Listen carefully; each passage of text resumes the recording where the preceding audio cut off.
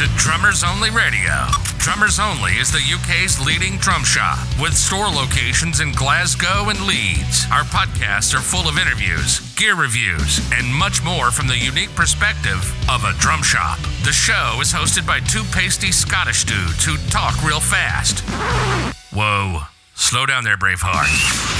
So here's Chris, the Glasgow shop manager, and Adam, the social media manager. Be sure to like, subscribe, and let's do this. Good evening, everybody. Drummers Only Radio episode number 55. We're here with a very special episode with the wonderful Norbert Saemann from Meinl. Now, Norbert is the International Artist Relations Manager and also deals with marketing as well, I believe. Is that correct? That is correct, yes. Oh, good evening. How are you? I'm good. Thanks for having me. I'm happy that I got invited, and I hope it'll be a nice and interesting chat for all your listeners. Yeah, me too. I think it's something a little different for us. Instead of having, an actual artist, you see it from this very, very similar point of view as us, So, if I'm not mistaken, I believe that this year is quite a special year for Meinl, isn't it? Because I believe it's 70 years from the company, if it started in 1951. That is correct, yes. This year is our 17th anniversary of the company. Congratulations. Thank you very much. In this industry, that's a big achievement now, eh? Yes, it is. Surely is. 70 years is a long time, As far as anniversary, I'm not sure how things are in the UK, but as far as Germany, the 17th anniversary is nothing that you would host a big party or anything, Yeah. That's more like 50 and 60. The next big party we're gonna throw will be the 75th anniversary in 5 years. Yeah, I would think that. Nevertheless, this is our 17th anniversary, and it's been a long time. So started in 1951 by Roland Meinl. Yeah, correct. So, my understanding of the history is very small. So, could you guide us through a sort of a brief history of Meinl and how it got started and where we are now? Yeah, sure. Roland Meinl, he started as a trader, basically. 1951 was 6 years after World War II finished. Yeah. So the world has been very different to what we see now. There was 6 years after World War II, so a lot of people needed a lot of things, not necessarily musical instruments. So what he did, he originates from the eastern part of Germany, bordering the Czech Republic. This is where he was growing up and living until then. And then he met his wife here.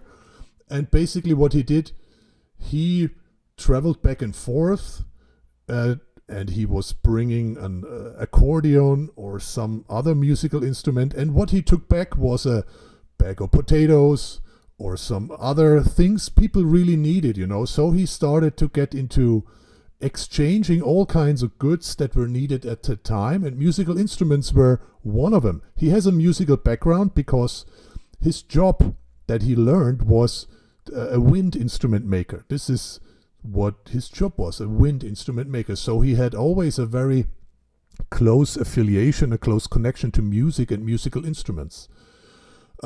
So he started like this, and he kept going. Business increased, and business got bigger.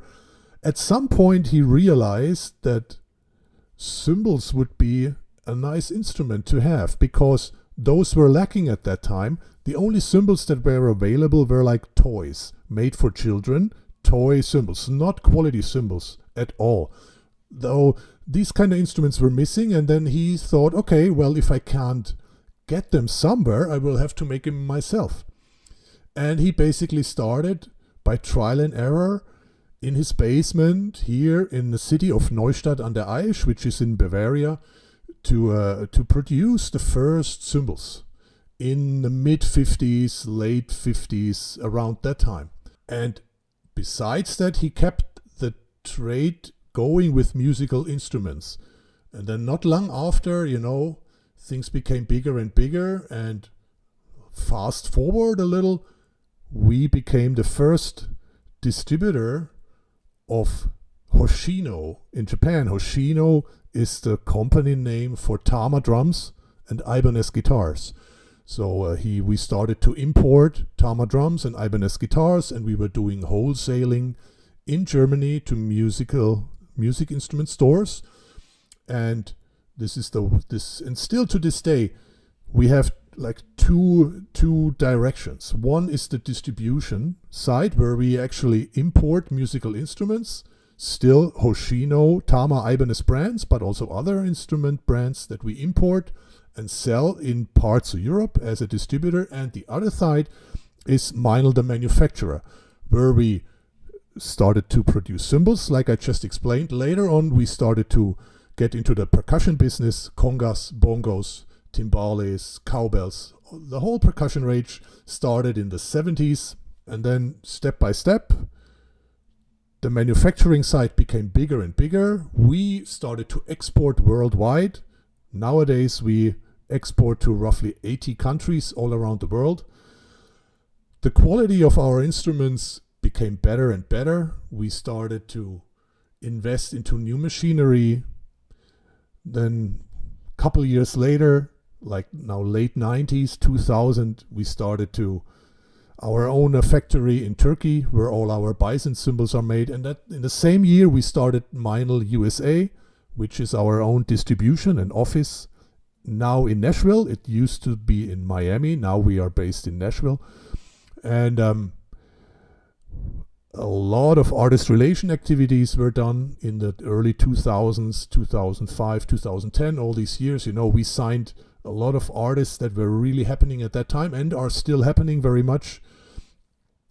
So we were active on various fields, parallel, simultaneously, marketing, manufacturing, distribution, R&D, artist relation, internet. Internet was a huge thing for us, especially social media, YouTube, because we understood that from very early on, we understood that this is something that we have to get into heavily, because that opened a lot of doors for us. And then we started our own video shoots, our own video productions with our artists, and we spread them and sent them out through social media, through YouTube. And so it all came together to a point where we are now, basically. Wow, that's so pretty amazing history. Excuse me, I should tell everybody that I have the cold. I am COVID free. I've tested myself, but if I cough, I have the cold. Cheers. Cheers. It strikes me that the company is very forward thinking. To get on board with social media and YouTube way before everyone else, and create these platforms and this sort of forward momentum to engage the brand and grow the brand is really smart. Yes. Thank you. Is that sort of ethos always been there for Meinl? Has it always been a company that's been interested in pushing things forward? I would say so. Mm-hmm. At the end, I think two things are important. You need the right staff. You need forward-thinking staff, employees. And I think we have those employees that are forward-thinking, not just with what we do in terms of cymbals, but all our other things, with percussion, with sonic energy, which is all these singing bowls and gongs that we make for the therapeutical field. So wherever we are very active, I think there are a lot of forward-thinking employees that are having control. So that's one thing. That's what you need. But on the other side, you need to be backed up from the company, from the actual owners of the company, and that's something that I also have to say, that Meinl is a family business. It is still owned by the Meinl family, and the family itself is also very forward thinking. They trust their employees. They basically give us free hand to do whatever we want to do, whatever we feel is the right thing for the brand, for the company. So it's a perfect fit from the corporate family side and from the employee side, that there is a lot of forward momentum generated through that. Yeah, I mean, you must have been one of the first of the brands in our industry to really embrace social media and drive it.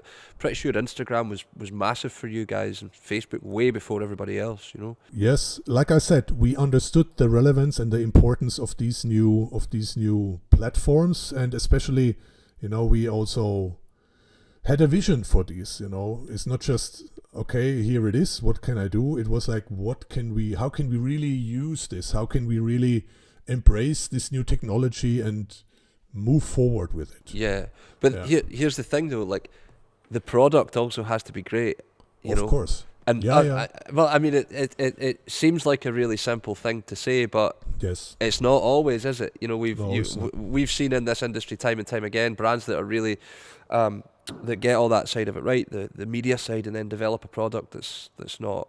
The best marketing is done through the product. Yeah, of course. Yeah. The product itself must be great. This is the best marketing already. If you have a weak product and a great marketing, you will lose regardless.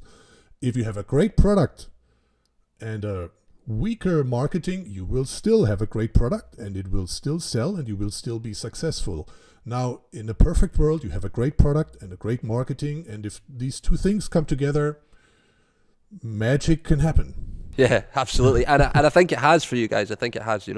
I think your presence is really well known, and you must have stolen market share from other brands. I'm not directly involved in sales. I'm not directly involved in sales, so honestly, I don't care much about that market share and things. The foundation, like the core team that we are here for. I'm talking about Cymbals now. The core team is like six persons, 6 people here, 6 staff members. All of us are drummers. Yeah. So whatever we do from a drummer's point of view, from a drummer's perspective. If it also happens to be great for sales, even better.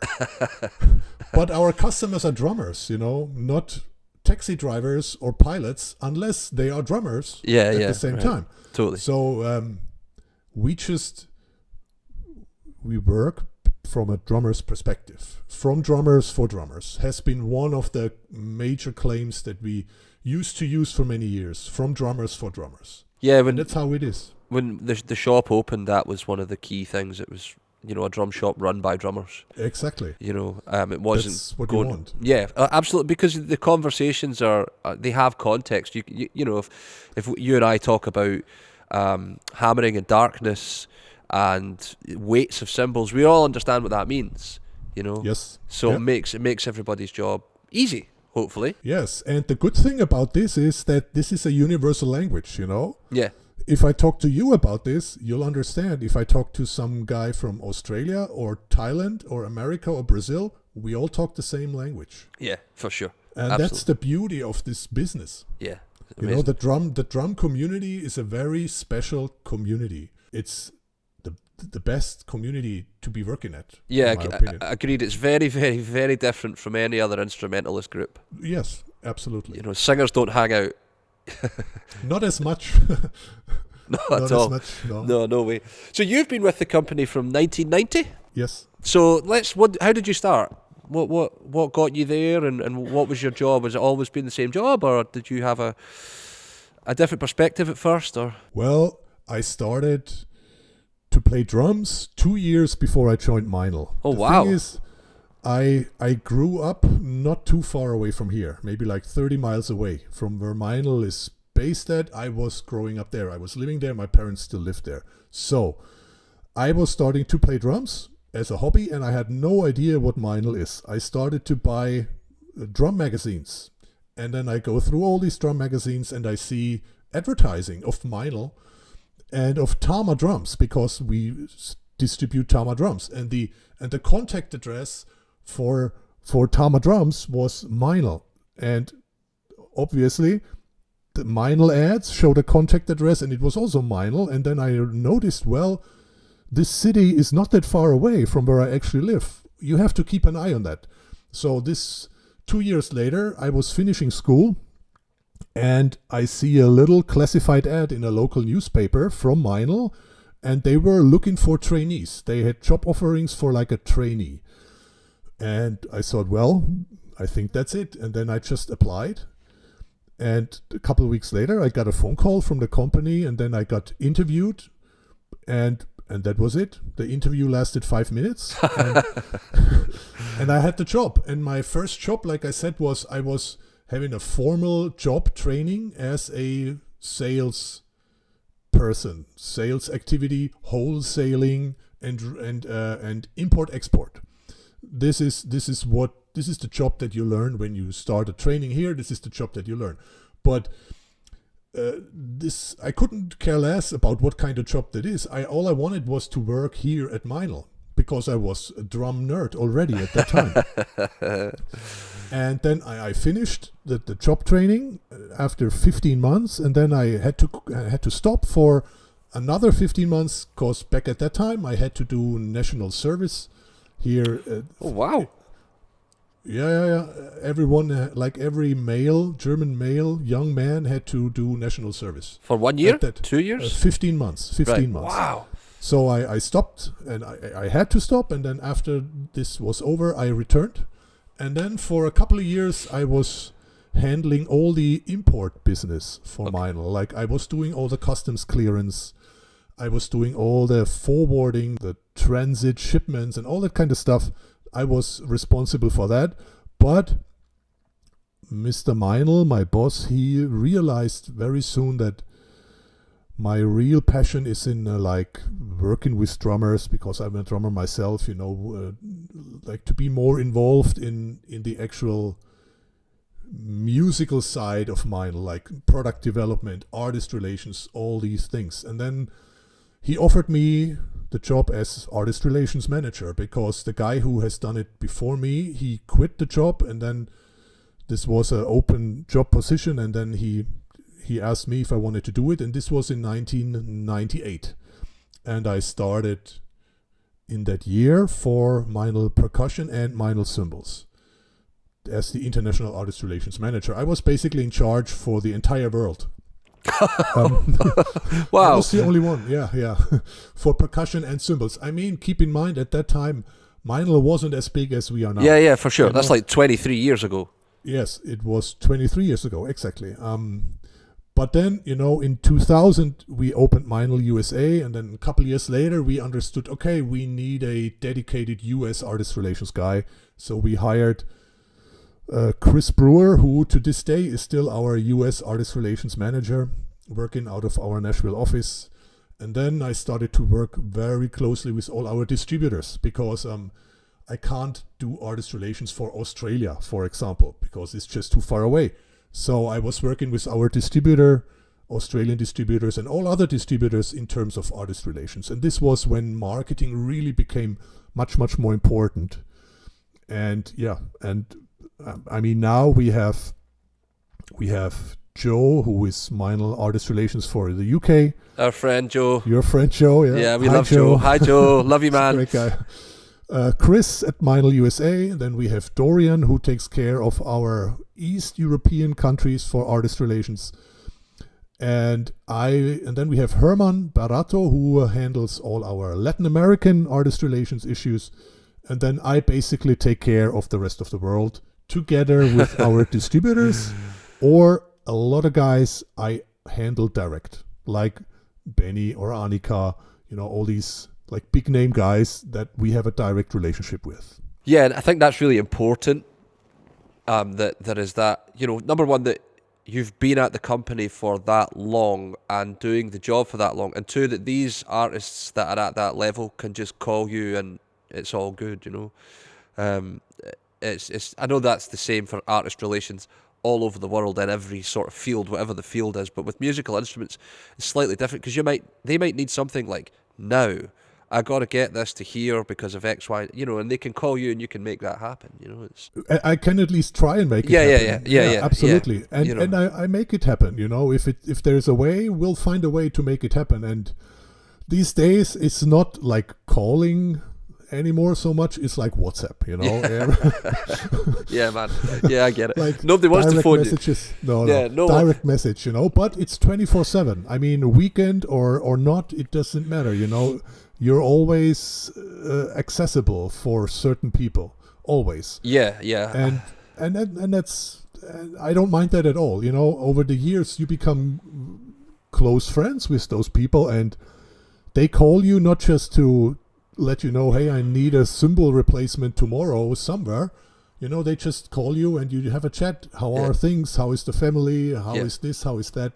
So it's more than a work relationship. It's much more than that. It's funny because it's almost an I'm going to say old-fashioned, but I don't mean old-fashioned way of working, but it's becoming, especially after the last 18 months, that sort of family knit, how are you doing thing is becoming really important for people. Yeah. You know, and it's more and more as we get through pandemics and stuff, you know, being able to just phone someone like you for these guys is massively important, you know. Yes, I mean, you know, we're all human beings, and WhatsApp or not, I mean, nothing beats a face-to-face conversation or a meeting or, you know, these things. They are gonna be back, I'm pretty sure, and they are very important. And, you know, you start to notice how relevant those things are if things are gone, like the last 18 months. Yeah, I think, and then, Benny was the last clinic we put on, I think. Yeah. Can't even remember the date, but yeah, I'm pretty sure he was the last artist we had through. Which year? Do you remember? It would have been 2019. It would be the end 2019. Of 2019. Yeah, the end of 2019, because we didn't do anything before the March in 2020, you know. Yeah. So yeah, talking of Benny, it was funny because we've had Benny in a couple of times in clinic, and he told the story of how his cymbals came to be, and he was like a mad scientist in his garage, or he's, you know, drilling holes in cymbals, and then you guys get like, no, let us do that. How does that come round for an artist like that to create something nobody had done before? No one had sandblasted cymbals, at least not in the last, I don't know, 15 years I've been working in this industry. Well, that is what you said earlier as forward thinking. Yeah. You have to understand, Benny, at that time, you could already tell that he will go a very long way as a drummer. Yeah. You know, the moment I saw Benny play, I didn't even know him at that time. I saw him play, I knew this guy is gonna go very, very far. So we met, we started to work together, and then he played our cymbals for quite some time. And you start to see the potential that a guy like Benny has. And then he has those ideas about the cymbals and about the sounds. And Benny was always a guy, he's very proactive, you know, like he told you. He had the cymbals and he had tools, and he was just experimenting and doing all kinds of stuff with these cymbals, and then he shows these cymbals to us, and he was explaining his vision and what he had on mind and his ideas. And then I said, okay, why don't you come to the factory and we'll take whatever time it takes and we'll try and get this going for you. And that's what we did. And when we began this process, it lasted a couple of days, almost a week. You know, when we started that, I had no idea where this would go. You have no idea about the result, where this would go. It could have been a fail or not. You never know. But you have to be open-minded to go this route and do it. And then, I don't know if he told you, but he had his mobile recording studio when he showed up at the factory. Oh, wow. No, I didn't know that. So he set up his recording studio, and then we had like 20 cymbals of the same model. And he was recording every cymbal. And then he said, okay, now we take this cymbal and we do this and this and this and this. And then we did this, and then he recorded it again. Wow. And then we added one production step and then record it. And then we added another production step and record it. And at some point he said, no, this is not exactly the way I want it to sound. So we have to go back a couple of steps. And then we listened back to the recordings we made, and we knew, okay, at this point we have to go in a different direction. Uh-huh. And then that's how we did it. And at one point, I knew that I would have to sandblast the cymbals. And how did I know this? Because, unlike what you said, we have done that before. Oh, wow, okay. Yes, there has been a Bison's range. Like in the early 2000s, they were called Bison's Dry. And Bison's Dry existed of two cymbals, which was a hi-hat and a ride. And those were sandblasted. And the reason why we sandblasted it back then was because in the 90s, we had a line called Custom Cymbal Shop. And one entire sub-line of the custom cymbal shop was all sandblasted surface. I don't know whose idea it was back then, but I knew we still had the machine to do it. And I knew what it does to the sound. So when Benny was here and we got stuck with the sound and it didn't go any further, I knew, okay, now we have to dig out this machine again and sandblast the cymbal. And that's what we did. And that was the trick. And from there on, it was then relatively easy to manage to get the final product after the sandblasting. So yeah, sandblasting is a crucial aspect in the production steps of Benny's sand cymbals. That's also why we named them the Sand series, the Sand Crash, the Sand Heads, because of the sandblasting. Yeah, that's amazing. For anybody at home, it's actually sand. Adam has been to the factory and he's seen the machine and seen it. So it's actually tiny grains of sand. It's almost like powder. It's totally. As fine and smooth as powder. Here's a question: do you import the sand? Do you bring it in, or do you manufacture it? Because I think sand is just when you heat glass, right? You can heat it to a certain point, it becomes sand. In fact, I don't know where it comes from, but it is not something that is unusual in manufacturing. Other industries use that technology. Okay. So it's not difficult to get this type of machinery or sand at all. Right. It's just an amazing idea. Yeah, it comes from the 90s, from a line that we had called Custom Cymbal Shop. Wow. But the difference is those cymbals, the Custom Cymbal Shop cymbals, they were all B8 bronze. Oh, okay. And when you sandblast B8 bronze, the result is not as significantly different compared to not sandblasting. However, when you use sandblasting on a B20 alloy, the result and the change, how the sound changes, is much more significant. Is it much more immediate? It is immediate, but also the difference is much more noticeable. For Benny, was it a thing that the minute he heard it, it was like, yes, green light. Yeah. Yep. Amazing. Yep. Amazing. But, when we started this process, you had no idea that this is going to happen. Yeah, right. Totally. And then we had the first cymbal that we made was the ride. This was the start. So we made the ride and it was finished, and then we had the finished cymbal, and then we looked at it and we thought, okay, so now can we actually sell this? Our sales guy were like, okay, Benny, great that you have your dream ride, but guess what? We won't be able to sell it. Yeah, totally. But now it turns out to be one of the absolute best-selling cymbals we've ever made. Yeah. So you have to take a chance every once in a while. Yeah, for sure. I mean, I think with artists like him, it's always going to be something that people want. I know that the way that artist things work is that you create things for people that might not necessarily ever come to market, because it's a signature sound, and that's not always going to be the sound that the Joe public would like to hear. But guys like Benny, I think it was always going to be, he's too big, he's too popular and too important. Yes, that's fact. And he is also a role model. He's an opinion leader in drumming. So his ideas, and he's a very smart person, very clever guy. So when he has an idea like this, he immediately knows if this is going to be a success or not.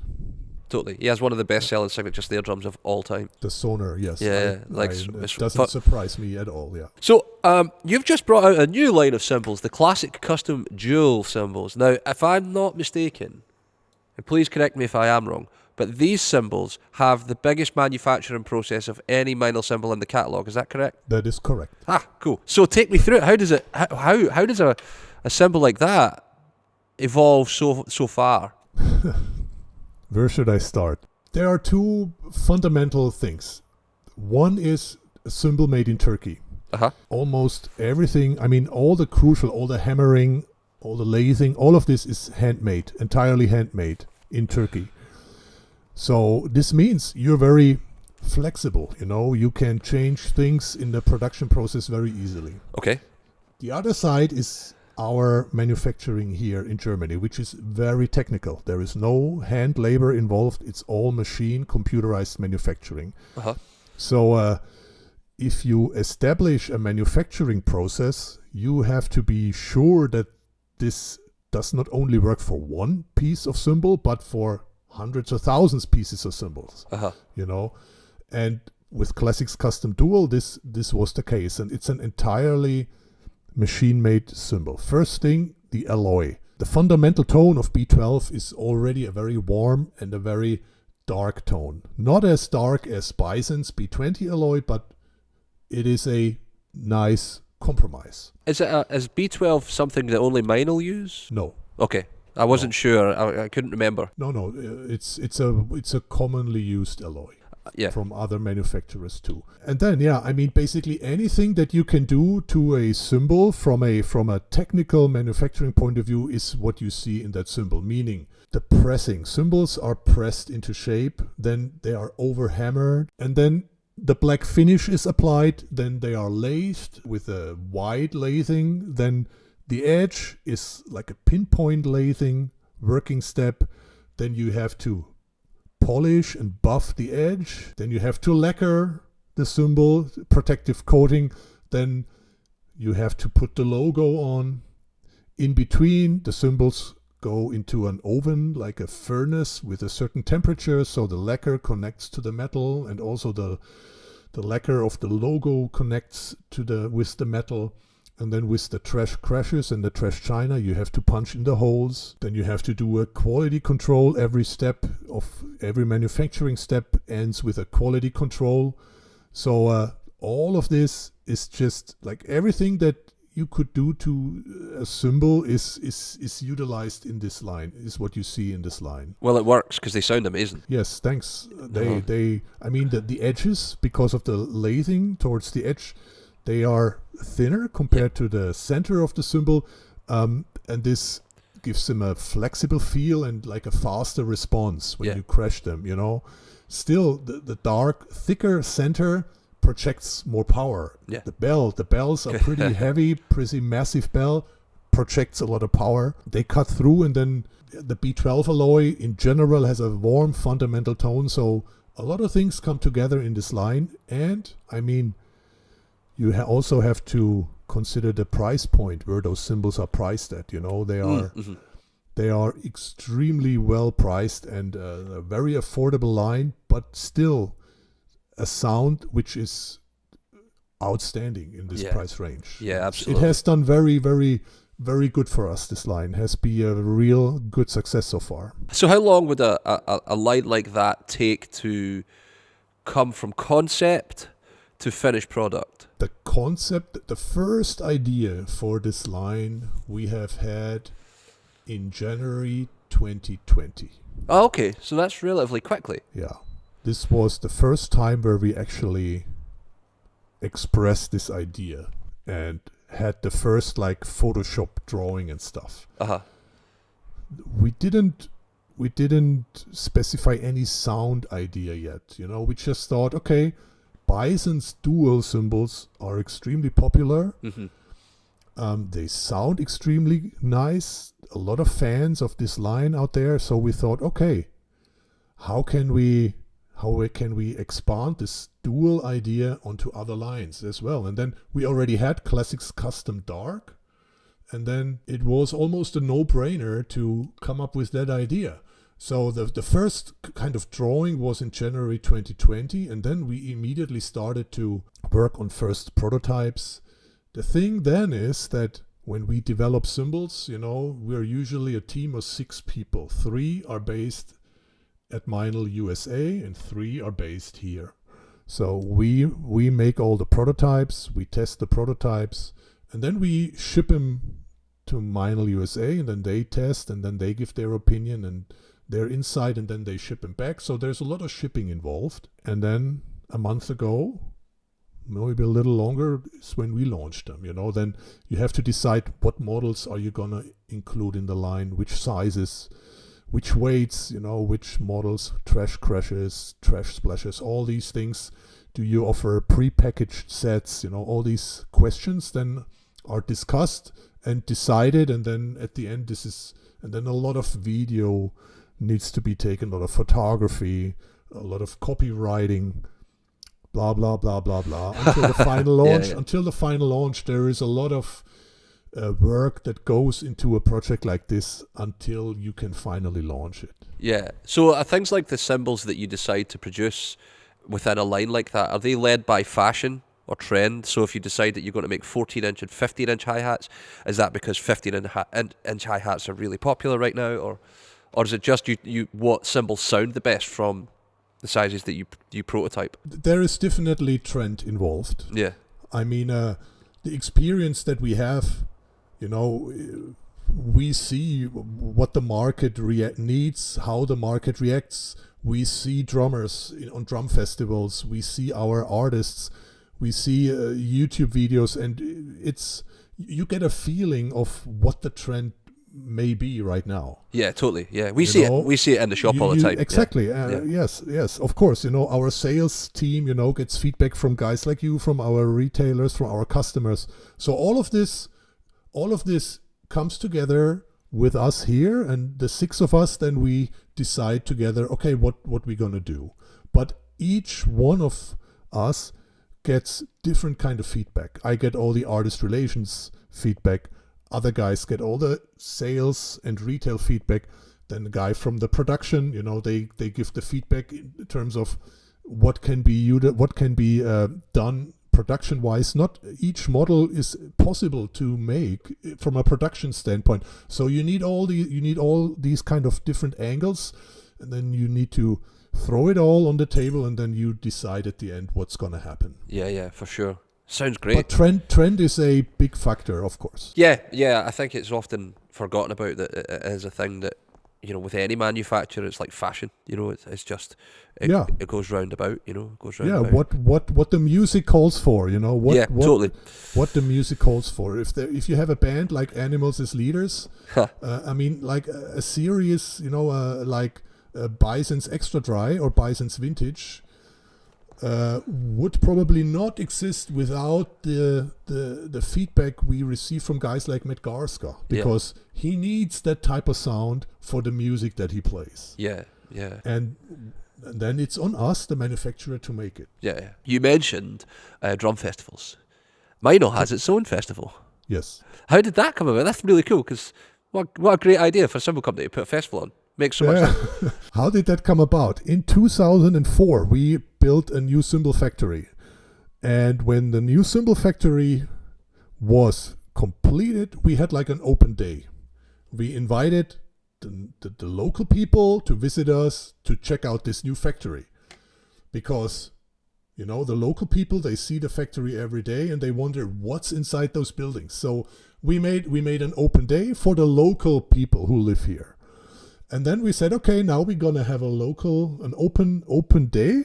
Now we're going to invite some drummers, because we make cymbals in this factory. So let's show them what you do with these things. So we invited some of our artists to give a demonstration. And that was a huge success. That day was a huge success. It was the open day of our new cymbal factory. And then Mrs. Meinl, her name is Ingrid Meinl. She then, at the end of the day, she basically, in her very typical way, she said, why don't we have a drum festival? And that's all she said. And then we thought about it, and 6 months later, we kept thinking about it, and we thought, well, actually, she was right. We should do our own drum festival. And then in 2005, we hosted the first Meinl Drum Festival. It was on a very small key, on a small level, but it was our first ever drum festival. And already then we recorded the entire festival. And the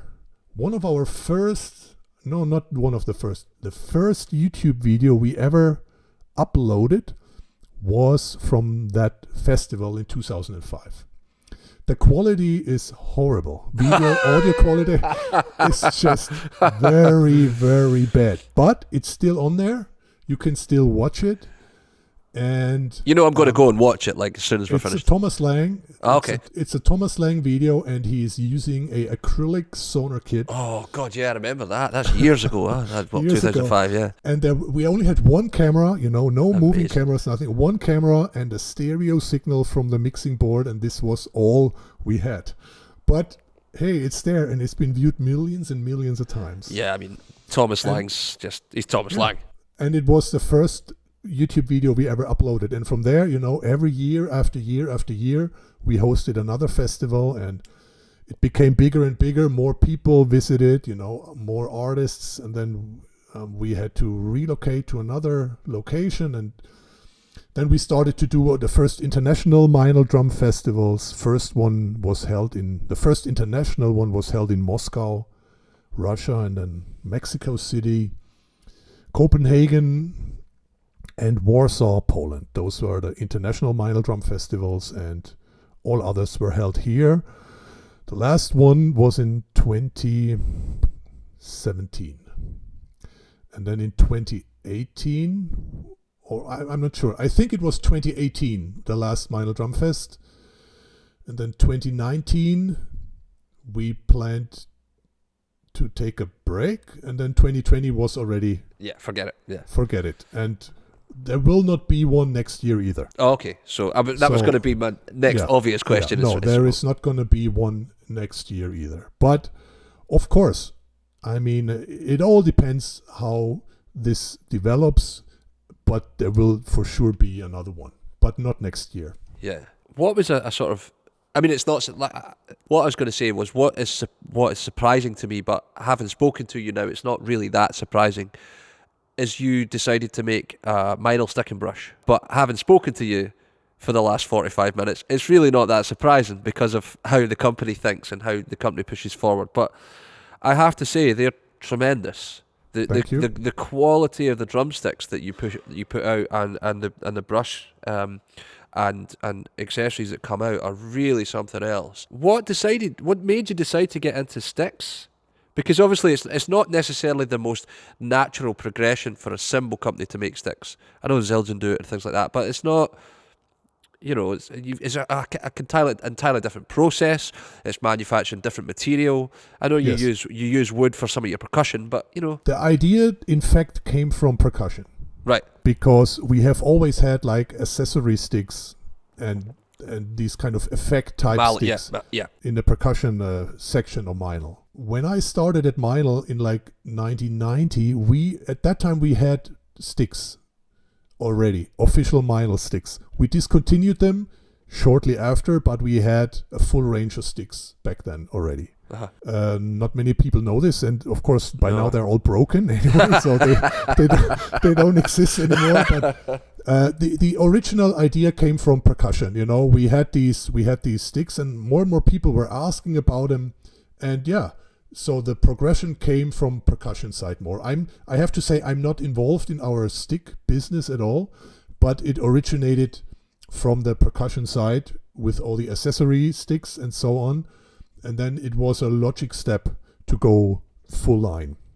But the teams are entirely separate. Like the cymbal or the percussion team does not involve anything with the stick business. So it's totally separate teams. We keep these things totally separate. Yeah, I guess that makes sense. I mean, from a marketing standpoint, marketing and artist relations standpoint, we keep them totally separate. Yeah, different entities. But also as a no-brainer as well, because you get an endorsee that plays Meinl Symbols. Well, have you checked out sticks? And it's just a natural progression. And one could argue that they make the cymbals sound better, probably. One could argue, yeah. That's where I would go. It's my, these make your cymbals, But yeah, the quality, again, coming back to that quality of the product and the quality of the design, and even the material that you market with looks great. It's high end. It's not the catalogs that come out. You're one of the few companies that still make proper high end catalogs. And talking of which. Yeah, we have this. Yeah, a complete book. Yeah, we have. It arrived in the post yesterday, so thank you so much for this. You're welcome. It just means that the product again is going to be super successful because it's made really, really well. It's just a matter of time. Yeah. The quality of the product always wins at the end. Yeah. So we're going to play a little game, if that's all right. Okay. If you were speaking to someone who had never played Meinl Symbols before, and he said to you, Norbert, I would like to buy a set of Meinl Symbols, you get to pick out the set. What cymbals would you pick them? So let's just say, sorry to interrupt, let's just say they play a variety of all-round music. It's not just a rock set or a jazz set, you know. I would, in fact, go with a set of Bison's traditional cymbals. Right. It's like straight down the line. Yes, this is the starting point. Like if you are a drummer like that and you want to make your first experience with the sounds and the brand, this is where I would direct everyone to, is Bison's traditional. And I wouldn't pick any weird and odd sizes, 14, 18, 20, 22, period. 10-inch splash, that's it, And then from there, you can go in any direction, really, You can go more darker, drier sounds, extra dry, Bison's dark, Bison's vintage. Or the total opposite. You maybe go to pure alloy custom in this direction. But the starting point, in my opinion, is the Bison's traditional. Always. They work for anything. You can play any type of music with that. And I have artists who use Bison's traditional, like all kinds of genres. They use these cymbals in all kinds of genres. And it depends what type of drummer you are and where you play, but sound engineers love them too.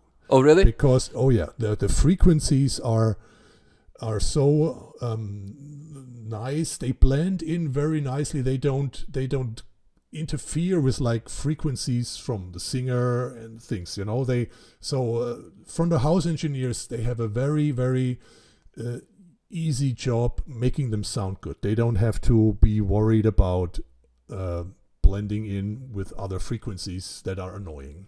Yeah. I hear this all the time. What's in your cymbal bag? In my cymbal bag, it's different stuff. Like every time I play, it's something different. But right now it's a Foundry Reserve hi-hat and a Foundry Reserve ride. And it's a light ride or a medium ride? It's a 22 light ride, 15-inch heads. And I think it is a 18 vintage pure crash. Those Foundry Reserves are special. They're really something. I remember the first time they arrived in the shop in the box and was like, wow, okay, this is pretty special. What brought that on as a range, Well, you look at your portfolio and you notice, okay, there's a gap here, and then you see the feedback you get, the kind of feedback you get, and then it was obvious to us, okay, we have to put something on top of Bison's. There is Bison's and it's awesome, but then there is Bison's Plus. Yeah, right. Like the real deal. And then, like you said, it comes in the individual packing, and then there is a certificate, and then there's a pair of sticks, and there's a pair of gloves. So the customer experience when you get these cymbals is just outstanding. Yeah. It's you're immediately in love with those cymbals. And and then the sound is just so nice, so pleasant. It's you mature as a player. The type of instrument you play helps you to find your voice, to mature as a player. Yeah. And cymbals like this, they make it easier for you to find your voice, to mature as a drummer. You get feedback from your instrument, and this shows in your playing after some time. Yeah. I get artists, they want to pick a new set of cymbals, and they pick a set of cymbals, and at the end I say, okay, now I tell you what, 6 years from now you'll be a different drummer, just because you're gonna play these cymbals now, and the feedback you're gonna get, the inspiration you're gonna get will help you grow and mature as a player. Yeah. I'm not saying better or worse. You can't say that to an artist, but you will evolve, you will mature and grow as a player. And this is the fact with cymbals, especially because a cymbal is what it is. You can't tune them, you can't tweak them, you can't put a different head on a cymbal. A cymbal is what it is. A snare drum, a bass drum, you can tune differently, you put different heads on, you can adjust the sound to make it work for you. A cymbal is what it is. Yeah. You either get along with it or you don't. Yeah, they're amazing. You know, they're super special. It's really great to see those kind of things becoming more popular again. You know, Yeah. I think absolutely.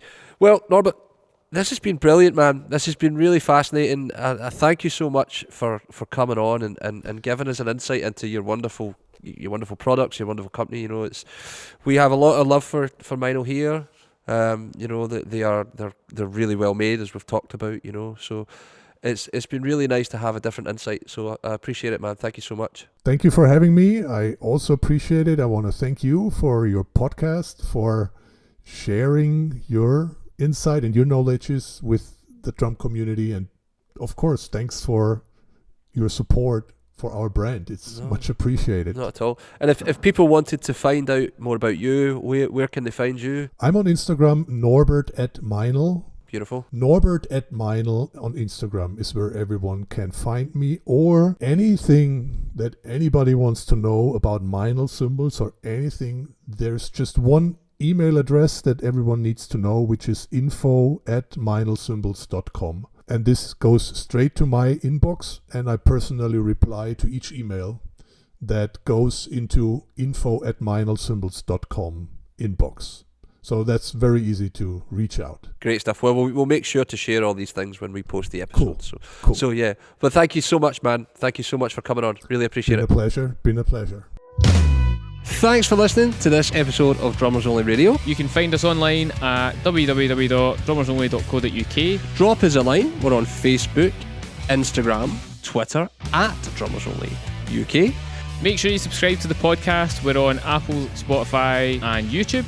Any questions? info@drummersonly.co.uk is the email, or if you need leads, it's leads@drummersonly.co.uk. Thanks again for listening, and we'll see you next time.